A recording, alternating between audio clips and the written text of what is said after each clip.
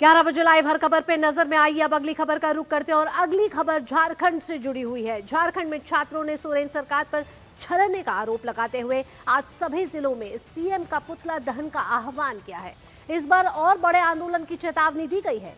विपक्षी दल बीजेपी भी सरकार पर इस समय आक्रामक है। बीजेपी का कहना है कि सरकार की ओर से छात्र हित में कोर्ट में कोई दलील पेश नहीं किया गया, जो कि राज्य भर के छात्रों के साथ अन्याय है।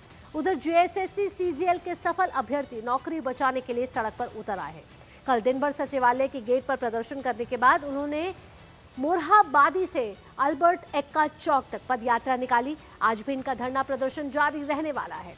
इधर अब देख रहे हैं कि कैसे छात्रों का आक्रोश अब बढ़ता जा रहा है। छात्रों का कहना है कि सोरेन सरकार ने उनके साथ छल किया है। आपको बताएं कि 25 दिन से ज्यादा झारखंड छात्र आंदोलन चला, जिसमें जेएसएससी सीजीएल परीक्षा रद्द करने को लेकर छात्र अपनी मांगों पर अड़िग रहे। कितनी बार सोरेन सरकार की तरफ से संवाद स्थापित करने की कोशिश की गई, संवाद स्थापित भी किया गया, लेकिन कई बार संवाद जो था वो बेनतीजा रहा। आखिर में सोरेन सरकार मान गई और जो टीडीपीएल के द्वारा जो परीक्षाएं थी उसमें अधिकतर परीक्षाओं को रद्द कर दिया गया। अब हुआ क्या कि उसके बाद जो सफल अभ्यर्थी थे वो सड़क पर आ गए, जिनको नौकरी मिली थी, लेकिन उसके बाद उन्होंने कोर्ट का दरवाजा खटखटाया और कोर्ट ने जो सोरेन सरकार का दिया हुआ फैसला था उसको नहीं माना, यानी कि जो सफल अभ्यर्थी थे उनकी नौकरी वापस लौट आई। लेकिन उनका क्या, जो छात्र अपने आंदोलन पर इतने दिनों से डटे हुए थे, उनका अब ये कहना है कि सोरेन सरकार ये सब जानती थी कि ऐसा ही कुछ होने वाला है। कोर्ट में जब ये मामला जाएगा तो कोर्ट सोरेन सरकार के फैसले को रद्द कर देगी और इसके बाद होगा क्या कि जो आंदोलन था वो वही के वही कहा जाए तो शून्य पर आ गया है।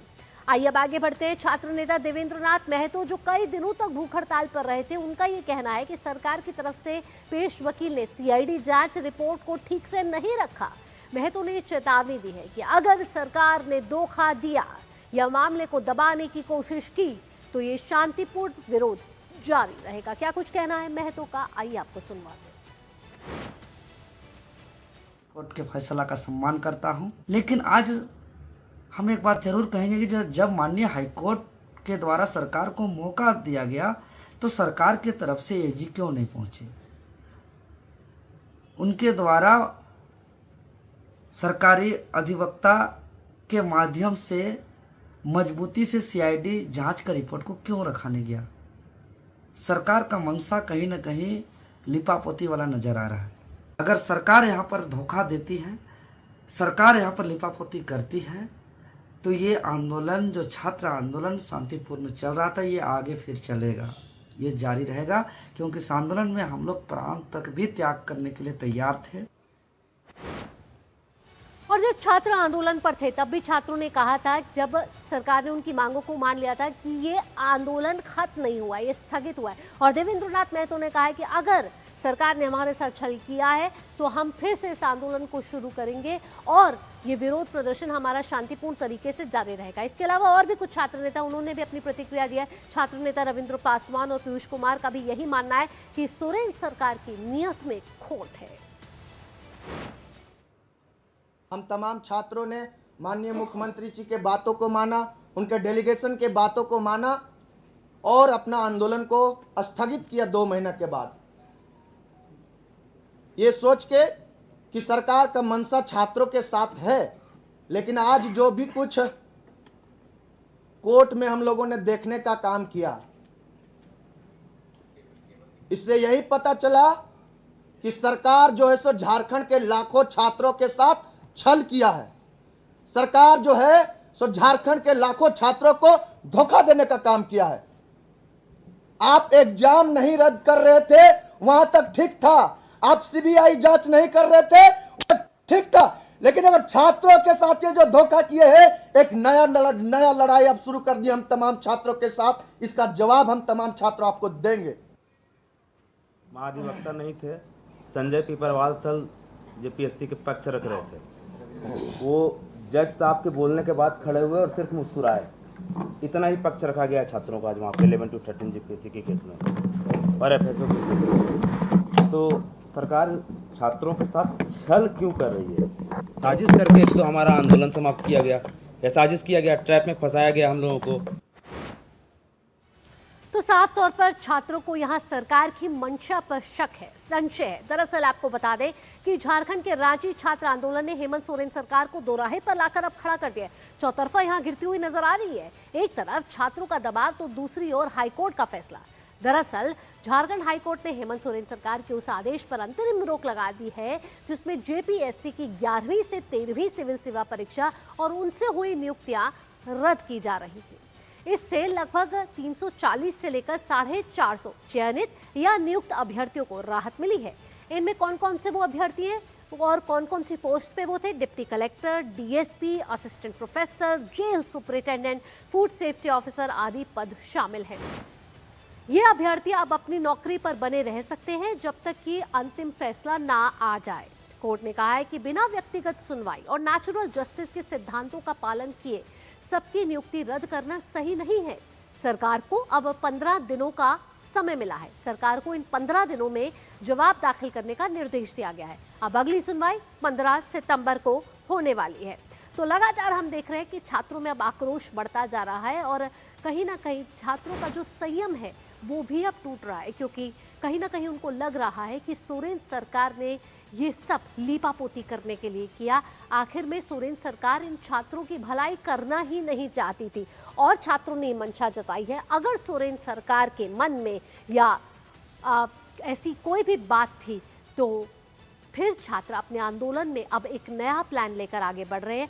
आज राज्य के कई जिलों में पुतला दहन है और साथ ही आक्रोश अब बढ़ता हुआ नजर आ रहा है। हम देख रहे हैं कि पिछले 1 महीने से ज़्यादा समय हो चुका है जब छात्र अपनी मांगों को लेकर लगातार सोरेन सरकार से मांग कर रहे हैं, लेकिन सोरेन सरकार ने संवाद के जरिए ज़रूर उनसे बात करी और उसके बाद जो परीक्षाएं को रद्द करने की बात छात्र कर रहे थे उनको माना। लेकिन यहाँ हाई कोर्ट के ऑर्डर के बाद जो सोरेन सरकार का फैसला था उसको रद्द कर दिया गया और अब अगली सुनवाई 15 सितंबर को है। कोर्ट ने कहा है सरकार से कि आप 15 दिन में जवाब दें।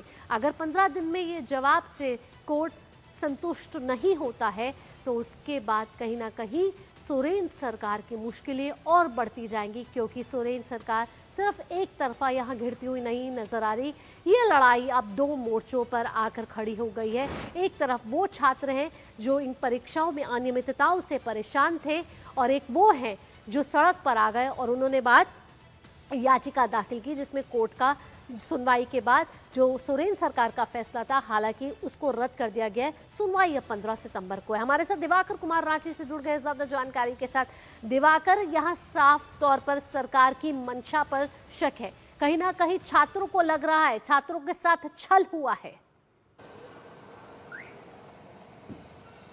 देखिए, निश्चित तौर पर छात्रों के साथ छल हुआ है और इसी को लेकर जो दूसरा फ्रंट है वो फिर से एक बार खुलता हुआ नजर आ रहा है। लेकिन आपको पहले फ्रंट की भी बात कराऊं जिनकी परीक्षाएं रद्द हुई है, वो अभी भी कुछ लोग जो है वो देखिए सचिवालय है, हम सचिवालय के सामने खड़े हैं और हमारे सामने ये इस तरीके से धरने पर सब लोग बैठे हुए हैं। तो लगातार और ये लोग भी अब हलफनामा दायर करने की तैयारी कर रहे हैं और कोर्ट में जाएंगे। तो सरकार ने जो 22 परीक्षाएं रद्द की है वो एक एक करके उस पर कोर्ट से ये लोग स्टे ले लेंगे। तो एक तरीके से साफ दिख रहा है कि सरकार ने आंदोलन को खत्म कराने के लिए किस तरीके से जो परीक्षाओं को रद्द करने की घोषणा की थी वो कोर्ट में कहीं टिकता हुआ नजर नहीं आ रहा है। तो उस लिहाज से जो छात्र पहले से आंदोलनरत थे वो फिर से एक बार आक्रोशित हो गए। आज वो राज्य के सभी जिलों में जो कह सकते हैं छात्र प्रतिनिधि है, जेपीएससी जेएससीसी रिफॉर्म मंच के प्रतिनिधि है, वो सरकार का पुतला दहन करेंगे। और दूसरी तरफ सचिवालय के सामने आप देख ही रहे कि किस तरीके से जिन परीक्षाओं को रद्द किया गया है उसके जो लाभार्थी थे, जो उसके सफल अभ्यर्थी थे, वो अब धरने पर बैठ गए और सरकार के खिलाफ नारेबाजी कर रहे हैं। तो दोनों मोर्चे पर सरकार घिरती हुई नजर आ रही है और हेमंत सोरेन सरकार की मुश्किलें